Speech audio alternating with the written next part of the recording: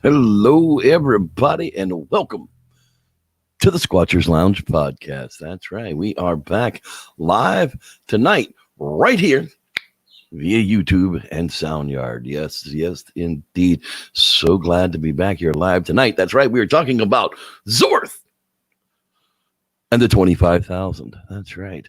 POTALGATE, as it's also to be known here from henceforth. It's going to be a very, very, very strange time tonight. That's right. We're going to have a quasi rewind and a Bigfoot campfire story to wrap everything up tonight. So it's a full packed show. So let's get on with it. It's okay.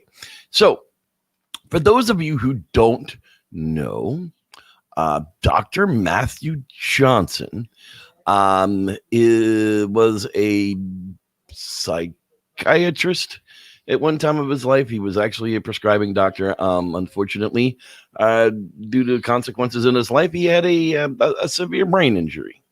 Okay.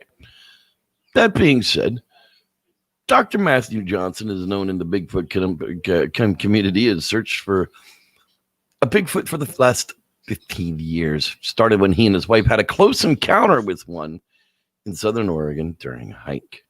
Everyone has a hobby. People like to quilt and like to golf, Johnson said. Mine is getting out in the mountains with the fresh air and looking for the big hairy guy. During the hike, Johnson and his wife were both overcome by a pungent and terrible odor. He went off the trail to investigate, and he says he caught a glimpse of the Sasquatch just as it was running off. Washington, of course, has more reported sightings of Bigfoot than any other state in the country, and Pierce County has more than any other county in the state. But Johnson isn't your typical Bigfoot hunter. He practiced, he was as a psychologist for more than 30 years. He did work at the state hospital in Lakewood. Johnson doesn't hide his interest in Bigfoot. During his first interview, he said that the topic came up when they were chatting about hobbies. After years of experimenting, he's come to the conclusion that Bigfoot prefer foods high in carbohydrates, like breads and candies, things they can't find in their natural habitat. And he often leaves foods and sandwiches. On one occasion, he left a circle of candy corn. They'll take those 10 candy corn and turn them into 2 lines of 5 the next morning. Then tell me what animal out there is going to do that. Jenkins goes on about once a month to a spot he called the Southern Oregon Habituation Area. He's used to the doubts of skeptics, so he often brings guests to help validate his claims. During one such visit, he said that a fellow Bigfoot enthusiast claimed to have felt one of the forest people in the tent with him at night, but he said he was too afraid to open his eyes. The next morning, Johnson went back to listen to the night's recording. It sounded like a young female Sasquatch, and he shared the reason that his friend couldn't open his eyes to look at her. At 3 a.m, 22 degrees outside. That's a kid. That's a girl. And we nicknamed her Chatty Cathy. That's right. And he's scared to death. You'd be scared to death, too, if you look out there. Everyone I take out there is scared to death. Johnson has taken plaster casts of what look like mass footprints. He swabbed what seems to be saliva off of gifting bowls, and he's gathered bits of what may be hair from Bigfoot areas. But the evidence doesn't always bring the results he expects. In one instance, a hair turned out to be from his dog. That's right. A month later, the hair was tested in a lab in Australia, of all places, came back as part human, part unknown, according to Johnson. The problem we're running into with DNA collections around the USA and the world is that we're always coming back part human. The other part is they have no idea. There's no DNA record for what there might be.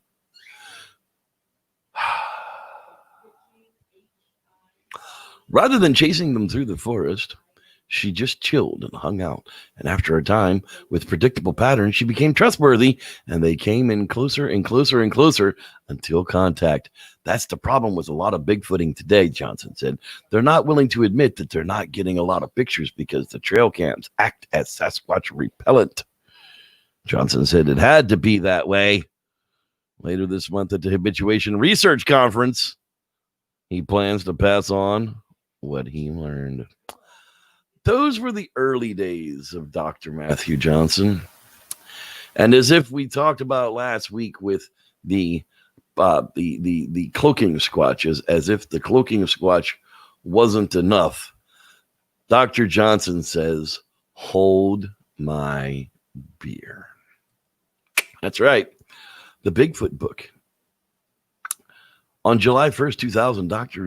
Johnson and his family ran into a Bigfoot on the mountain above the Oregon Caves National Monument Park. Since that time, during the past 17 years, he spent a total of 4 years in the forest looking for the elusive Bigfoot forest people. He not only found them, he has learned to interact with them and communicate with them. He's had over 75 witnesses join him for over the years who can confirm the truth of what he's sharing in his book. Do you really want to know who the Bigfoot forest people really are, where they came from, and why they're here? Then join Dr. J on his 50-year journey that has come full circle. Your mind will be blown, your world turned upside down, and you may also learn how to interact and communicate with the Bigfoot forest people all for yourself. That's right. Undoubtedly, this is the best Bigfoot book ever written. If the Bigfoot phenomenon interests you, then you need to own Crazy Ass Dr. J's, and he'll personally autograph your purchased coffee. I mean, none of this talks about Zorth and the 25,000. What are you talking about, Reverend? Nobody. Oh, wait. Here, we're starting to get it. Kontu, the clan leader at Camp Zanu. Okay, looks like a gorilla hanging in a marijuana forest. Zanu University, where connections are made. 3 X's in one spot. Haters gonna hate.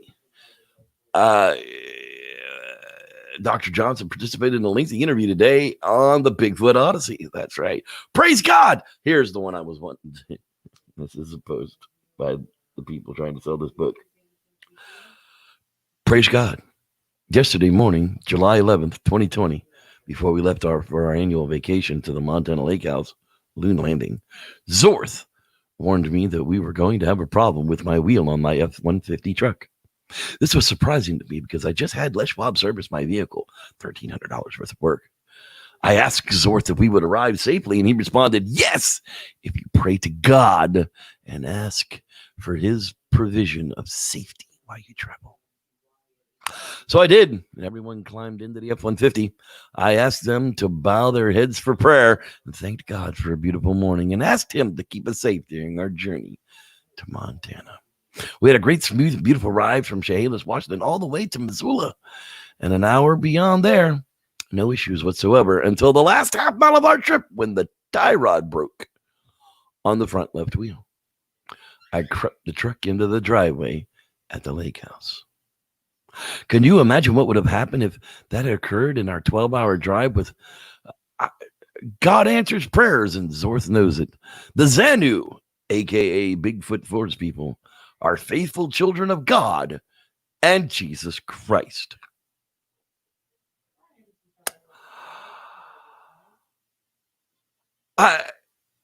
I'm having a hard time with even addressing the amount of mental instability that now has to be involved with.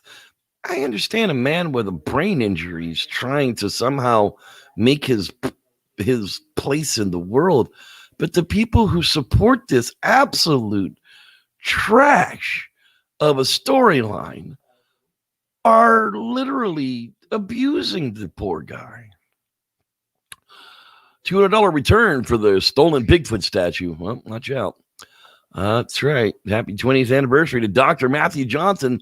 Lived in Alaska for 20 years. Played basketball for UAA. Saw Bigfoot in the Oregon Caves on July 20. Now, the South Oregon Interaction Area, or SOIA, that was where Magic Johnson and his followers opened a portal. That's right. A portal. And through this portal, came some 3-foot demon monkey looking things. You know what? I can't even go there yet.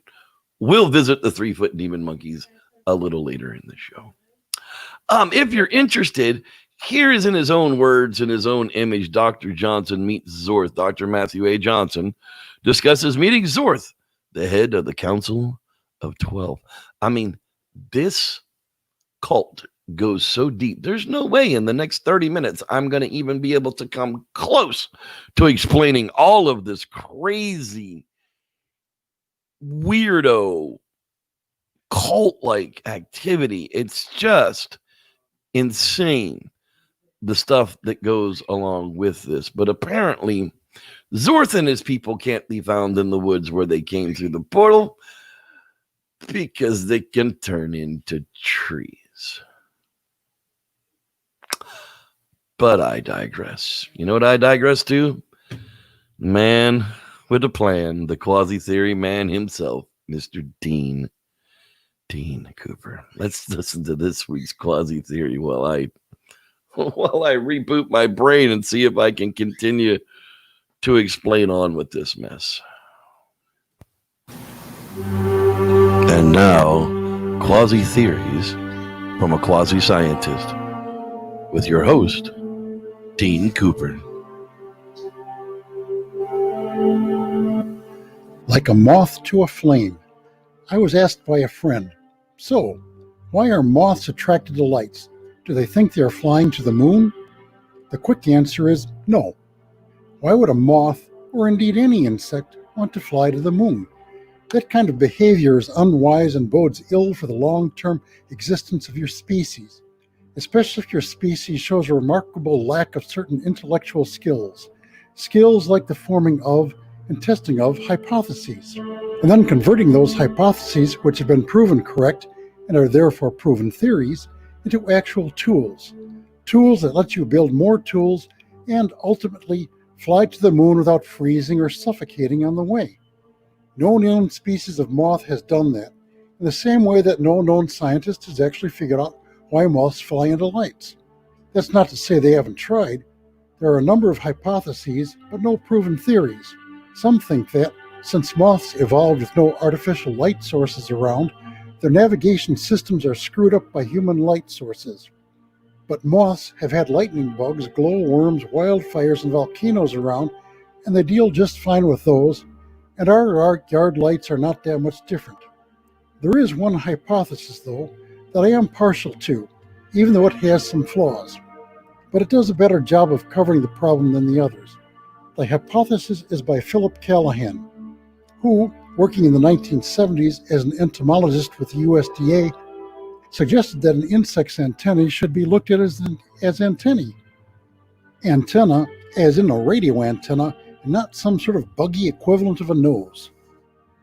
The usual view is that, in moths for example, the male cruises through the air using its rather fluffy antennae to sniff out the pheromone scent trail his mothy lady love has laid out in the breezes before him.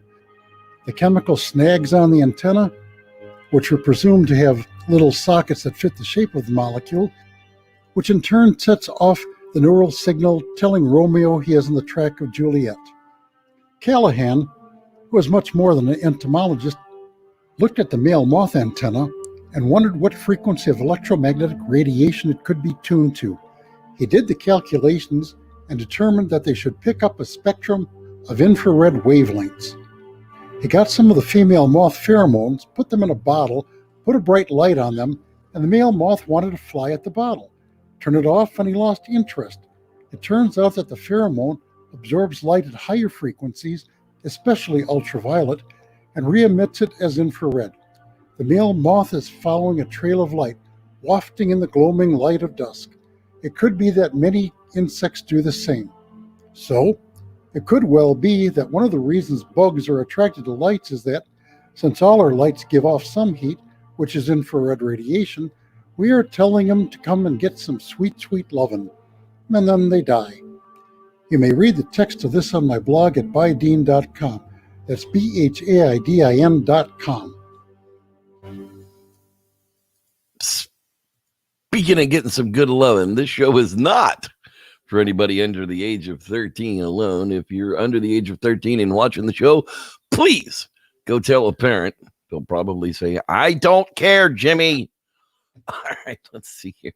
Let's take a quick look at who is hanging out with us live tonight. Hello, everybody. The Hairy Man is here. Yeah, I got my third eyeball is still there. It's been there for months. I don't know what's going on. It's not the tumor. Hey, Mr. Rod Dupree. That's right. He's always in the place to be. Miss Bella Allegria, glad you are with us tonight. Reverend McCune. Hello, Reverend. Don the Viking. Hello, Don, sir. Glad you are with us. Let's see here. My weirdo Jeffrey Kelly's hanging out in the house again tonight. That's weird. Can Squanch. Hello, Can Squanch. There's a Miss Natalie Smith. Is Wheezy hanging out with us tonight? Cameron Young, the Great White North Bigfoot Hunter. Hello there, sir. Winter is coming. That's right. Hey, Aaron and Duncan. That's right. They're out of town. So hello to your son and say hello to Mary and everybody else. Glad you guys will check it out later on. Thanks for checking in. I appreciate it. Let's see here. The Spike Jeff. Hello. How are you tonight, sir? Glad you are with us. Let's see here. The great Dean Cooper, who we just heard from on our Quasi. Hello. There's Karen Robbs checking in with us. Hi, Miss Karen Robb. Glad you are with us as well. It is a short night tonight. Well, that's the way it goes sometimes. If I haven't said hi to you, it's because you didn't say hi to me, or I somehow missed you in the list here. Say hi again, and I'll make sure I call you out. Say hi to Collier and your old pal Wes, who will be with us next week for Bigfoot Entertainment Monthly.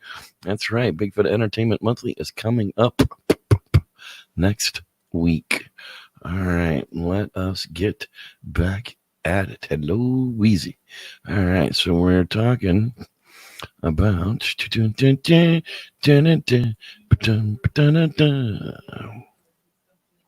I've had the friggin' Merry Old Land of Oz song stuck in my head for way too long now. The Bigfoot portal. Since his encounter near the Oregon Caves over 16 years ago, Dr. Matthew Johnson has been a lightning brand in the Bigfoot world. It's said that if you cannot learn from the mistakes of the past, you're destined to repeat them. Dr. Johnson took this saying to heart, and he spent over a decade trying out various techniques. He's traveled from the unexpected eyewitness to the I'll get proof paparazzi, to the habituator, to the habituee.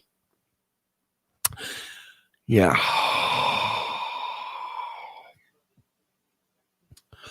Dr. J, as his friends call him, has always been eager to share what he has discovered so that others can learn from his experience and then utilize them to have your own experiences. To this end, he has just written his first book on the forest people. That's that 50-year journey come full circle crap that doesn't talk about portals, Zorth, tree people, or cloaking Bigfoot. But hey, that's what he's famous for. Moving on down the list here, you've even got the BFRO original from the year 2000 report from Dr. Matthew Johnson. Now, the BFRO claims that we only have real encounters in our database. We don't put any kind of hoaxers or anything else like that in our database. But yet, I was able to find old Dr. Magic Johnson's entrance here, giving it a Class A report number 678, if you want to look that up on the BFRO report. Now, Bigfoot Lunch Club really did lay it out. I wasn't going to bring up the names. I would really hope that some of these people would have refuted some of these claims by now, but we're just going to kind of throw them out there simply because this isn't my page and I didn't do it. The Bigfoot Lunch Club from 2015, so we're talking 5 years ago. Dr. Matthew Johnson, I'm telling the truth about the Soha portal. John Carlson and Adam Davies accidentally triggered and opened up a portal. Out of the portal came about a 3 foot tall, two of them guardians of the portal. Define the Matthew Johnson Bigfoot chapters in 3 phases: the encountering, cloaking revealed, and the portal. Phase 1 In July of 2000, Dr. Matthew Johnson's Bigfoot history begins at Oregon Caves National Park in Southern Oregon. July 1st, 2000, as you can read in the BFR report we just had, it's a very short version. After exiting a cave, Dr. Johnson, with his family, when he was alerted by a foul smell and loud vocalizations. After walking away from his family to take care of business, he scanned downhill towards them and saw a Bigfoot. If you ever heard Dr. Johnson recall this story in person, it gets very emotional at this point, and he starts to cry. This is the point where he expresses concern for his family's safety. The encounter was a huge Bigfoot news for the mainstream media and went viral, probably because of the embedded irony that Dr. Matthew Johnson was a psychiatrist telling a story that sounds nuts to the general public. He went on to do several national media interviews and kept to this non-paranormal version. Phase 2, cloaking revealed in June of 2011. And we're talking 11 years later. Dr. Johnson had a conversation with 4 people present. The conversation would be a milestone in the retelling of the Oregon cave encounter. Dr. Johnson was a guest speaker at Toby Johnson's Sasquatch Symposium. Paranormal researcher Tom Powell was also in attendance as another guest speaker. A conversation between the two of them would reveal a huge detail missing from Dr. Johnson's retelling of the Oregon cave encounter. The missing detail? The Bigfoot and Matthew Johnson's encounter had the ability to cloak.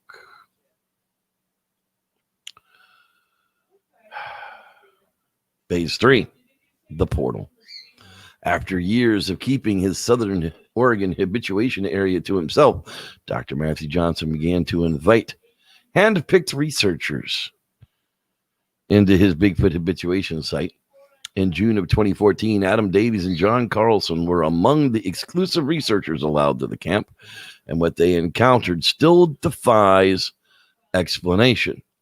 Although Dr. Matthew Johnson tried at his conference, he talked about visible portals to another dimension and half-sized Bigfoots with glowing eyes. The audio clip is still available on the Bigfoot News, the Bigfoot Lunch Club. If you wanted to go out there and listen to that absolute bullshit, please go ahead. Nobody really wants to. Moving ahead here now, the Bigfoot habituation conference at his very own Team Squatching USA Bigfoot habituation conference. Dr. Matthew Johnson of Team Squatching USA.com revealed the rest of the story of his Southern Oregon habituation area. That's right, I did that just like Paul Harvey. Your great-grandparents will know who Paul Harvey was. Ask them. That's right, I'm old enough to be a grandparent. Anyhow, he says he saw a portal open with a red sky with dark vegetation in the foreground with 2 small creatures with red glowing eyes. 2 3-foot-tall creatures were witnessed by John Carlson and Adam Davies. When Matthew Johnson flashed a light towards the portal, the Stargate-like portal closed. When Matthew Johnson turned the flashlight away, and as Carlson and Davies walked toward the portal location, it would open back up. Twice more, Johnson shined the light, and twice more, he shut it down. Later, Johnson claimed that he slept while Davies and Johnson stayed awake all night. While sleeping, he was visited by a Sasquatch in his dream. The dream explained to Johnson that portals were merely a doorway for Sasquatch, and the 3-foot creatures were merely guards. The Sasquatch further explained that the light was a common way to close portals. I'm trying. I really am trying.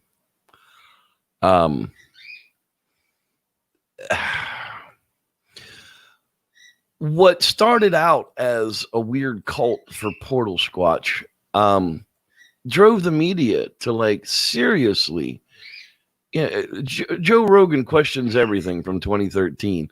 It's like they got on the internet and Googled stupidest Bigfooter ever.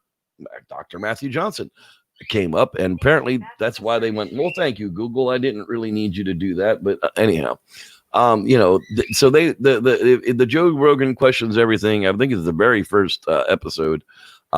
You can feel free to check out Bigfoot. And they go in with Dr. Matthew Johnson. Matthew Johnson invites you to a sleepover right out of Reddit. No. Because portals. Because creepy cultist bastard. I want a back rub from Bigfoots. Do they do that sort of thing? Is it the Bigfoot Spa and Nature Center? Is that how that works? No, I don't believe in the monsters or anything. That head injury, though, before anyone gets mean again, Matt has a serious brain injury that cost him his family and career. It's not his fault. I'd blame those that humor him more. And that's kind of the way I feel about it. I mean, when you've got a messed up brain that bad, maybe you do see portals, and maybe you do see 3-foot crazy little quasi men. But in the long and the short of it, you need to tell the emperor that he ain't wearing no damn clothes. That's the scary part of it. Now, in the end, what's happened now is if you can't see them or you can't experience them, it's because you're not pure of heart. You're not deserving. They only reveal themselves to deserving people like Matthew. Matthew is the Messiah of the Bigfoot people, not necessarily the Messiah. I guess he's Eben from the 13th Warrior, the translator. Maybe that works. I don't know. But yeah, that's right. I called him Eben because that's anybody that knows that movie will find that funny. Anyhow, point being is then it turned a little weird because now he's made claims that the Zorth and the Sasquatch that cloak and come visit him in his bedroom for profound existence somehow rubbed his crotch and fixed a vein in his leg that kept him from having heart failure. Zorth saved him from horrible health conditions by rubbing his crotch. Not sure about it.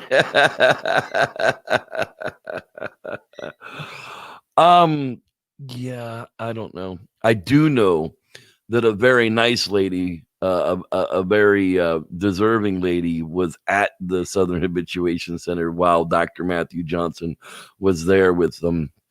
Said that Zorth was around and that the Bigfoot people were around and that they were doing this healing cleansing of everyone in the camp, even though nobody actually ever saw anything. She went home and had a massive stroke. So there's that goes along with it. I just don't know. I've been banned by the Squatching USA web Facebook page. I have no idea what really goes on in there anymore. I gave up covering it for years because I thought it would honestly just die out. I thought for sure that people would just get tired of listening to dribble about Bigfoot religion, as though we didn't have enough religion in the world as it was. Now Matthew had to create a Bigfoot religion around Zorth and the 25,000 Sasquatch. Oh, so we didn't even get into that. So let me tell you this story. Somebody approaches the group to go to the portal, and they have a Tesla designed machine. Bzz, bzz, bzz, who knows? They roll this thing up into the area, the portal area, and turn it on. Because of course Zorth is, visited Matthew in his dream and told him that that's going to hold the portal open long enough because our planet's going to be destroyed and we're being hunted and we have to get off this planet. I'm like, so they go and they open the portal. And of course they hurriedly pull 25,000 Sasquatch from wherever their home planet interdimensional dwelling is. They come through this portal. And the last one through the gate Number 25,000 collapses. Oh, I'm not going to make it, Zorth. Matthew Johnson will take my place. I'm done, but thank you for saving me. And dies and turns into God only knows what.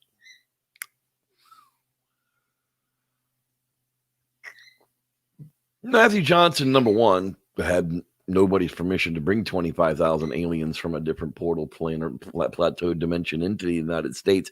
Do they have social security numbers?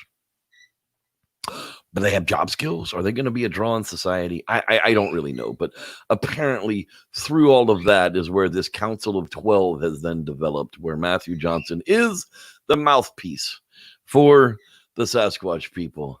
And they speak English directly to him. They don't speak whatever that weird-ass language Scott Nelson said that Bigfoot speak. And it doesn't sound anything like what was going on up in the Sierra Mountains with Ron Moorhead. So I'm not really sure. I guess all the nutballs can't get on the same page. Who knows? But even the great Melba Ketchum and the Sasquatch Genome Project lend credence to this portal squatch crap as though it's somehow capable and appropriate. That's where we are, people. I mean, this goes on daily. There's an entire Facebook group that has daily posts in support of Zorth, tree squatches, portals, cloaking, the Council of 12, the Bigfoot Messiah, the healing of humans through contact with Bigfoot. And now Dr. Matthew Johnson has a book that he's going to show you how to do. Would you like to be a millionaire? Would you like to have a fabulous house like this? Would you like to have a yacht like mine? Well, my name's Jordan Belford, and I've got a plan for you. I'm going to give you my private... that's literally... I don't know what the end game is, but it's going to come down to money somewhere. The books, I guess. The appearances on TV shows to stroke ego. I'm not... I don't... I guess because I don't think that way. That's probably why I don't get it. But with that, people, I'm going to wrap up this edition of the Squatchers Lounge podcast with a Bigfoot campfire story. That's right. We're going to close it out with a good story. I want to thank all you guys for being here with me tonight. I know it's a tough season, but it has to be done for posterity's sake. Prosperity, prostate, I don't know. It has to be done for some sake.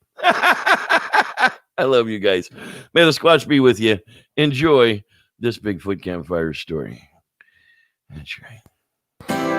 In 1987, I started to go fishing at a reservoir in an area that later in the 90s was made into a campground. It was very dark at night. You could only see a few feet in front of you, and the stars were the only lights you could see. I noticed something or somebody would come close to me, about a few feet away was sitting. When I would look to see who it was, they would just take off running. But there was something just not right about it. It was so dark I could not really see who it was. This person or whatever it was made sounds of amazement, like it was being picked on all of a sudden. You could hear it, or whatever it was, just grasping as though it was caught off by surprise, and it would run off once again like it was playing a game with me. Since it was so dark, I couldn't really see anything or really hear much of anything other than footsteps. They sounded like a heavy, wide object was being plopped on the ground, and in the darkness I could see the glowing red eyes. Now, this was not my first experience with what I already knew was a Sasquatch. Like I said, I'd been going fishing and hunting there before it became a campground. My first encounter with a Sasquatch was another while I was hunting. I was on the state land south of the reservoir. I was bird hunting and only had one hunting dog with me at the time. As my dog was out in front of me, a group of turkeys were startled, got up, and flew away. All of a sudden, a large figure took a step out of the cedar trees from some 60 yards away from me, and then I saw it. It was a group of 3. They were all standing together under a tree that was about 25 feet tall and 8 feet across at the bottom. Well, the dog ran back scared, and I knew it was a Sasquatch, and when the bigger one saw me, it began to yell and wave its arms back and forth. I turned around and started to walk away. After a little ways, I turned back to look, and all I could see was 3 Sasquatch still staring right at me. I again turned away, and while I was walking, and when I looked back again, I could see that one was actually carrying a smaller one, and then I began to run away. After that, I began to visit this area more often, and when I had time, I had a few more sightings. Now I think of these Sasquatch come to know me, and after a while, when I visited the fishing and hunting area, they knew it was me for some reason. In the early 90s, a new campground opened. I remember it had so many happy days when I would go there and when I had the time. One Saturday, I got off really early, and you could hear the campers getting up around and fixing bacon and eggs. The smells of the first of the day, you could hear the people talking, just enjoying being out. People were talking about being there. I was sitting down in the parking lot near the lake, watching everyone enjoying a beautiful day as I was fishing. Now, people say Sasquatch only come out at night, but I knew better, and I knew that they can come out at any time. They only use the dark to hunt. As I'm going to say and write, they are out during the daylight hours too. What I want to know is the younger ones, are they not the hunters? But the larger ones are the hunters. I think the younger ones are curious and want to try something different, so they try to find an easy pickings. Well, I was there for the strangest thing that could have happened that day. 2 Sasquatch came walking around this cove in the lake. When they got to the middle of the parking area near the boat ramp, they stopped and turned to each other. The bigger one, that was close to 7 feet tall, begins to gesture and looks like it was talking to the little one. It was a language with sounds and hand movements. The bigger one would point to the little one, and then it would gesture and point down.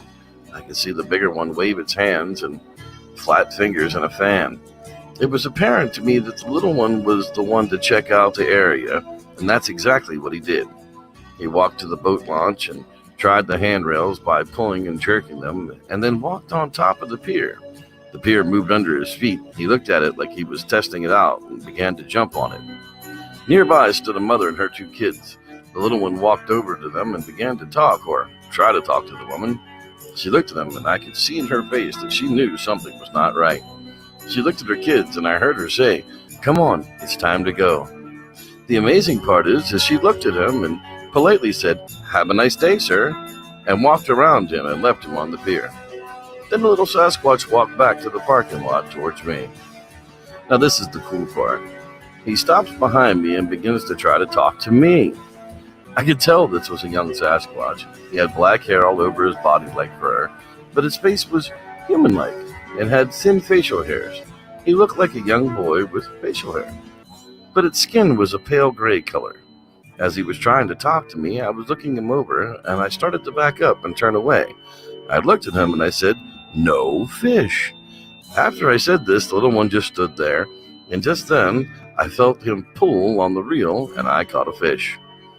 I started to pull the fish in and take it off the hook. The little one gets closer to me and begins to try talking again. I have no idea what he's saying. It was like quick mumbles and chatters, and because of this, I got distracted. By mistake, I dropped the fish in the water. All of a sudden, it became upset. Oh hell, I then understood what he was trying to say. It wanted my fish.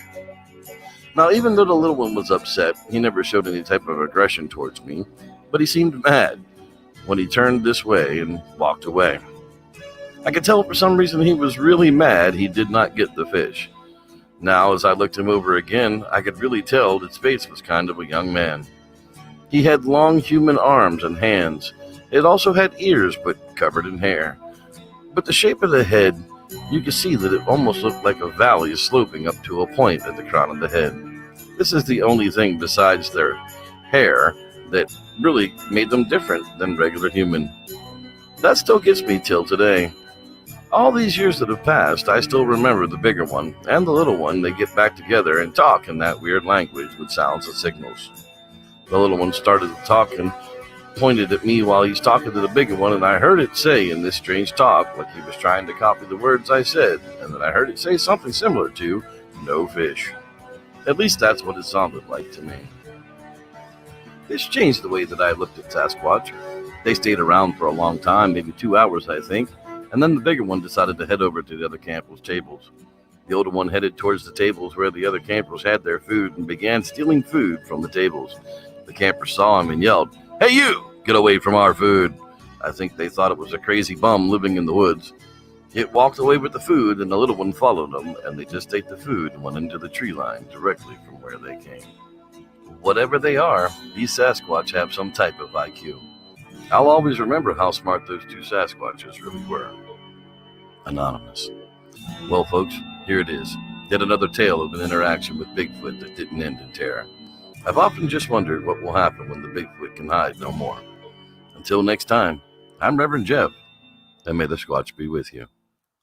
All right, folks, we'll see you next week for an episode of Bigfoot Entertainment Monthly. Have a great night. May the Squatch be with you.